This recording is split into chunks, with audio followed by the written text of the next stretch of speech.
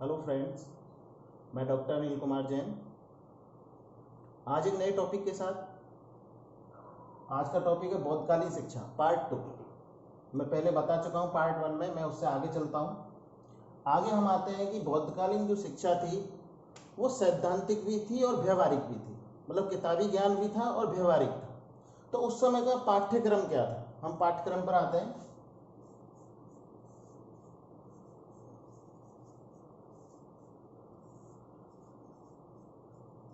उस समय का जो पाठ्यक्रम था वो दो तरीके का था, एक धार्मिक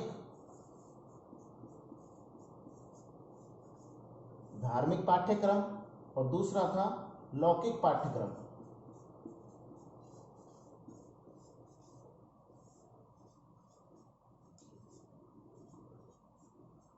धार्मिक पाठ्यक्रम के अंतर्गत धर्म था, जो कि हम कह सकते हैं कि धार्मिक पाठ्यक्रम के अंदर बौद्ध साहित्य थे।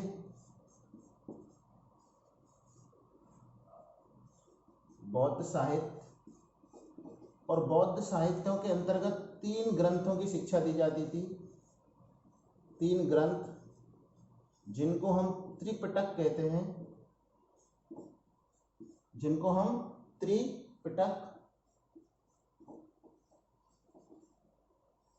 सुना होगा आपने, त्रिपिटक कहा जाता है। इन 3 पिटक को कहा जाता है सुत्त पिटक, धम्म सुत्त पिटक, धम्म पिटक और बिना पिटक। ये त्रिपिटक थे जिनको सुत्त त्रिपिटक, अभिधम्म भी कहा जाता है, अभिधम्म त्रिपिटक और विनय त्रिपिटक। इसके अलावा लौकिक पाठ्यक्रम भी था। लौकिक पाठ्यक्रम के अंतर्गत आते हैं लेखन,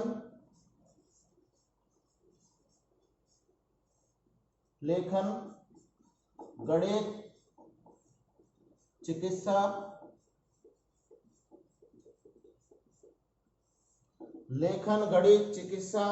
कृषि,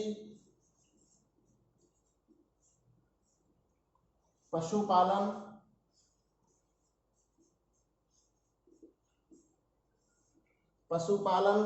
मल्ल विद्या,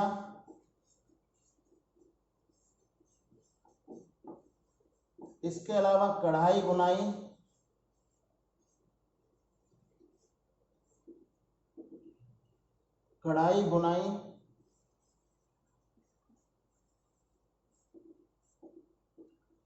ये लौकिक पाठ्यक्रम के अंतर्गत आ जाता था कि लेखन, गणित, चिकित्सा, कृषि, पशुपालन, मल्ल विद्या, कढ़ाई बुनाई।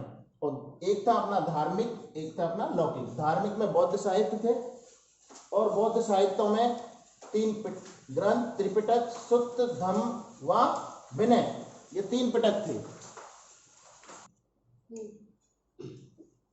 इसके अलावा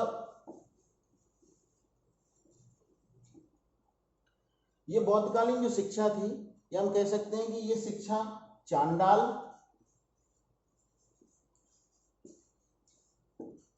कोड़ी,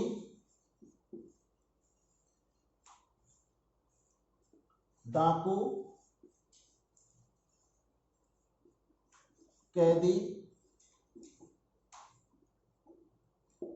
इन लोगों के लिए नहीं थी।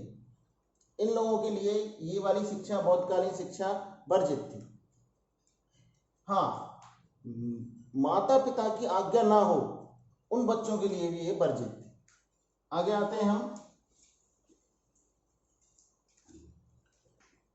शिक्षण विधि।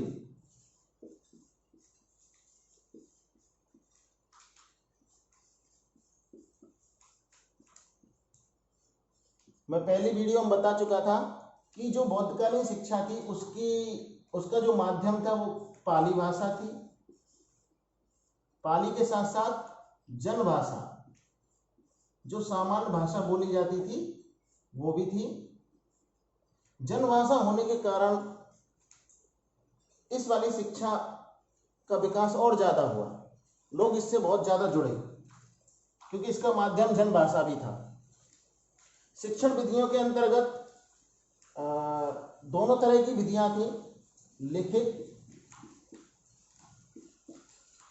और मौखिक।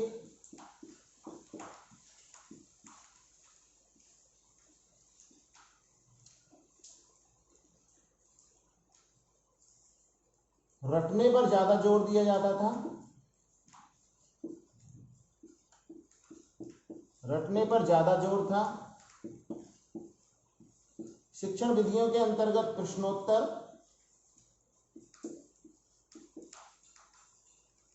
वाद विवाद, प्रश्नोत्तर, वाद विवाद, व्याख्यान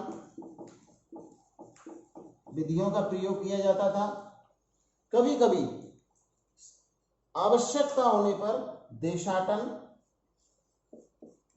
देशाटन होता है कि एक देश से दूसरे देश जाना, देशाटन, प्रकृति भ्रमण,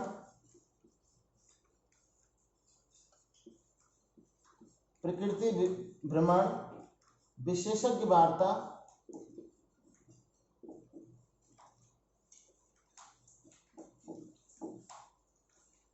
का भी प्रावधान था। शिक्षण विधि लिखित मौखिक दोनों तरीके की थी। रटने पे ज्यादा जोर था। प्रश्नोत्तर, वाद विवाद और व्याख्यान विधियों का प्रयोग होता था। देशाटन, कभी कभी अगर जरूरत होती थी तो देशाटन, प्रकृति का भ्रमण और विशेषज्ञ वार्ता का भी प्रावधान था। माध्यम पाली व जनभाषा।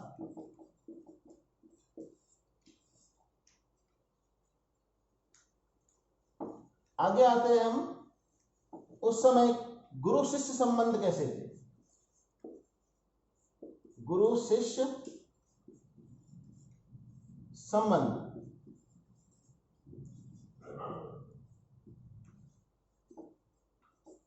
गुरु शिष्य संबंध जैसे वैदिक काल में थे उसी तरह से कि शिष्य को पुत्र की तरह समझा जाता था और गुरु को पिता की तरह समझा जाता था और स्नेहपूर्ण था, स्नेहपूर्ण था। एक दूसरे से मिलकर रहते थे, प्यार से रहते थे। ये गुरु शिष्य संबंध हो गया। और गुरु एक अच्छा आदर्श प्रस्तुत करते थे बच्चों के सामने, जिससे कि बच्चों के अंदर भी एक ऐसा ही भाव पैदा हो। उस समय की स्त्री शिक्षा क्या थी?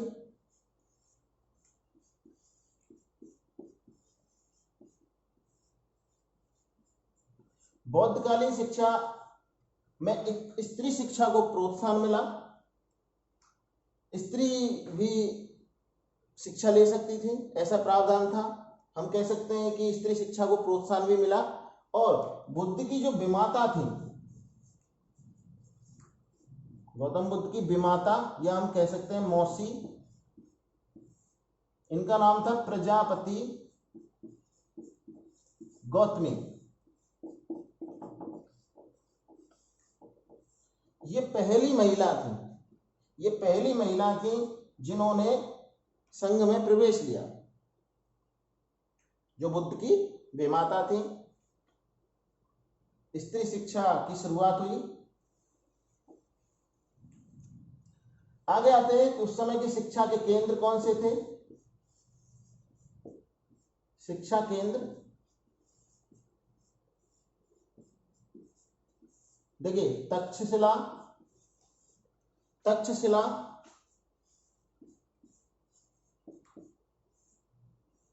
नालंदा,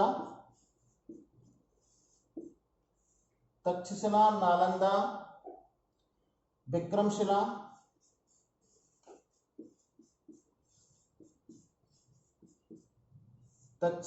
नालंदा, विक्रमशिला,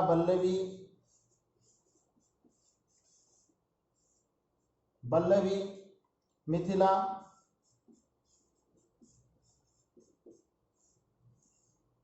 ये और भी थे। मिथिला के अलावा औदंतपुरी, जगदल्ला, ये शिक्षा के केंद्र थे। तक्षशिला जो कि पाकिस्तान के रावलपिंडी में स्थित है, नालंदा पटना, विक्रमशिला ये भी बिहार में है, भागलपुर में, बल्लवी गुजरात में है, मिथिला बिहार में है। इनमें से केवल वर्तमान में एक विश्वविद्यालय है, नालंदा विश्वविद्यालय, जो दोबारा से पुनर्गठित है और दोबारा से संचालित है। ये एक सेंट्रल विश्वविद्यालय के रूप में दोबारा से संचालित है।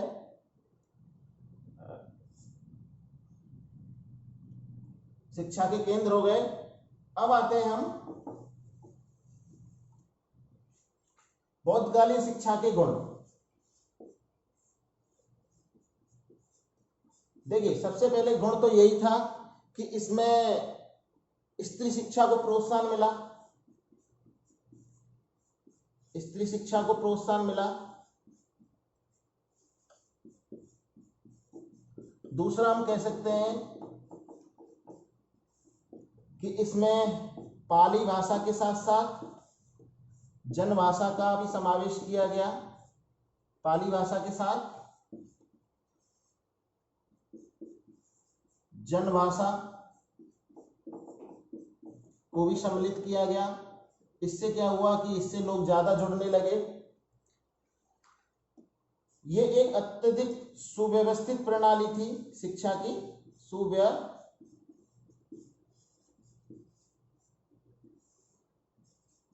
सुव्यवस्थित शिक्षा प्रणाली थी, क्योंकि इसमें जो शिक्षा है वो मठों में और विहारों में दी जाती थी। इसके बाद ये जाति धर्म से परे थी, जाति धर्म से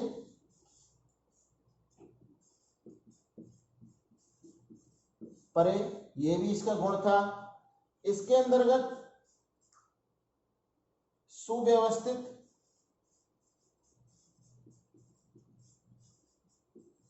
शिक्षा के केंद्र भी थे,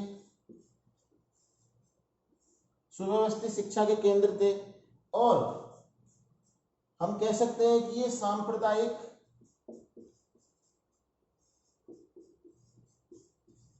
सौहार्द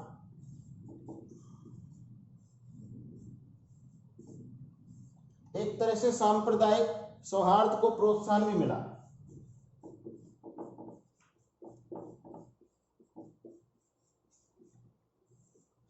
ये इसके गुण हैं।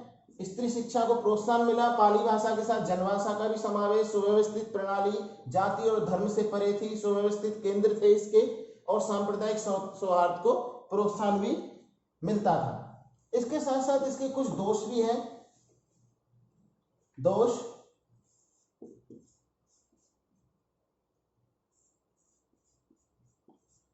में क्या था कि स्त्री शिक्षा तो थी, लेकिन ये कुलीन जो वर्ग थे, कुलीन वर्ग की स्त्रियों के लिए थी।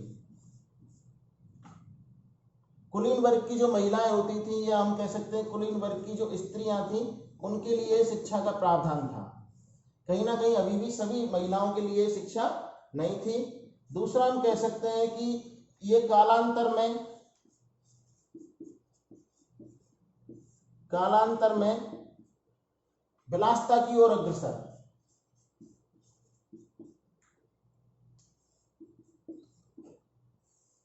विलासिता की ओर अग्रसर।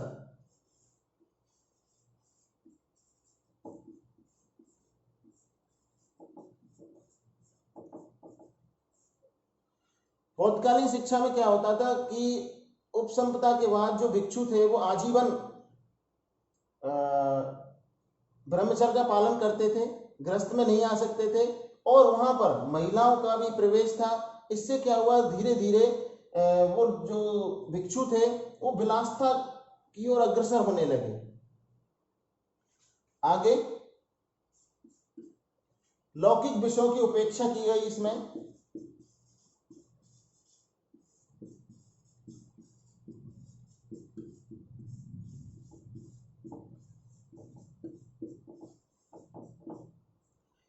शिक्षा के पाठ्यक्रम में लौकिक विषयों को डाला तो गया था, लेकिन ज्यादा प्रभाव धार्मिक विषयों का था, और भी विषय होने चाहिए थे।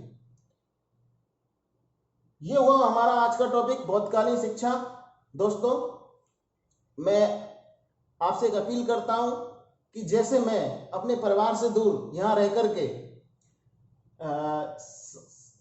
सामुदायिक दूरी बनाए रखते हुए और लॉकडाउन का पालन करते हुए आप लोगों की सेवा कर रहा हूं, तो मुझे आशा है कि आप लोग भी सोशल डिस्टेंसिंग का पालन करते हुए और सरकार के नियमों का पालन करते हुए इस वैश्विक महामारी को दूर करने में अपना सहयोग प्रदान करेंगे, और हमारा इसी तरह से आप उत्साहवर्धन करते रहेंगे, ताकि हम आपकी सेवा इसी तरह से करते रहें। हम मिलते हैं अगले एक टॉपिक के साथ। नमस्कार।